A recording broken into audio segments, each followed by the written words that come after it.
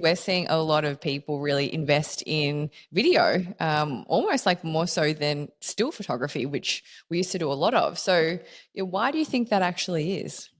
There are a ton of reasons for it. The most simple and basic of which, and the one that sort of covers it all, is that video stops the scroll. It's going to grab your attention more than a still, more than a wall of text will. Brands like it because you can show off your product more, you can show it off in detail, provide a level of information that otherwise you wouldn't have, and you can do so in a seamless and entertaining, oh, and hopefully entertaining way if you're, if you're good at what you do.